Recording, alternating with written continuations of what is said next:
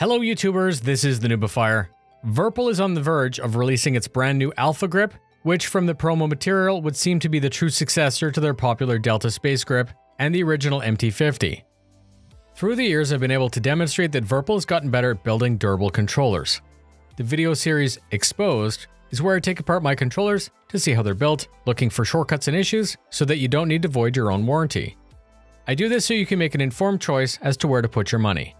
The MT50 was built well enough with decent materials, with a little bit of hot glue holding things together. The CM2 pushed their build quality much better, with better quality buttons, better casting, and better construction. The Delta and the Warbird grips included a grip-mounted Z-axis and even further refinement. The Alpha then has the potential to be the best grip and might be the perfect design for space sim pilots. 3 5-way hat switches, 1 3-way hat switch, a scroll wheel, an analog thumb switch, 3 buttons, a brake lever, a flip trigger, and a 2-stage main trigger in each hand. I hope to get a chance to review this and share my configurations. So all of that's to say that VIRPIL's been taking our feedback and looking for better ways to build their products. Originally, their software was confusing and quite a blocker.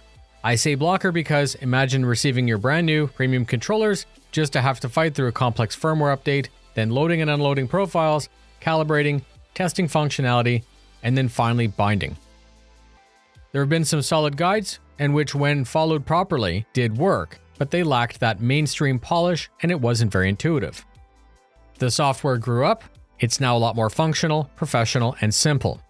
Welcome to my initial setup guide for VIRPIL products using 19.12.18 VPC configuration software, January 2020. Let's begin. Download the most current version from the VPC website, install, and then launch. It's important to have only one VIRPIL device plugged in during configuration because it'll reduce confusion and speed up the process.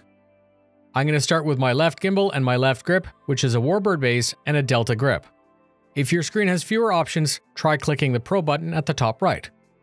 Ensure that you can see your gimbal in the top section and then verify its firmware. Click the Firmware button and start Auto Firmware Update. It's going to proceed and then clear the gimbal of its profile.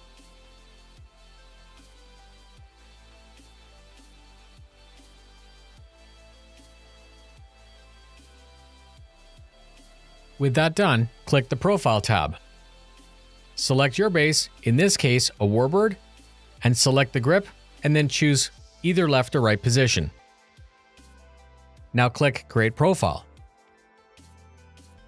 The gimbal will now be called Left VCP Stick, and the calibration will be blank. Click the Axis tab and click Calibrate Axis. Move the grip through all of its range. Don't forget the Z-axis, and in this case, the mini thumbstick, which is also analog.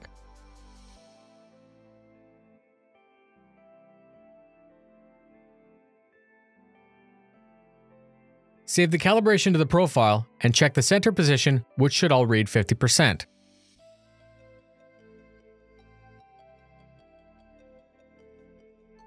Check the range from 0 to 100, and if satisfied, click the tab labeled Button to check the bindable buttons. Press each and ensure that they trigger a number, but be aware, the Delta does not show number 8, and this is normal.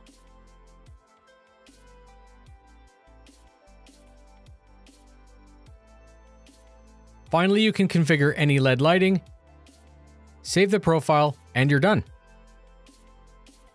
Unplug the configured gimbal and repeat this process for any other VIRPIL gimbals that you have.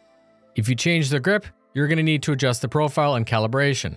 You can close down the software, and now you're ready to bind the controllers to your game and fly. Please stay tuned for more, as I do plan to expand a little bit and update not only the bindings for Star Citizen, but for other games. Please consider taking a look through some previous reviews that I've done for other joysticks. Fly safe, and I'll see you in the verse.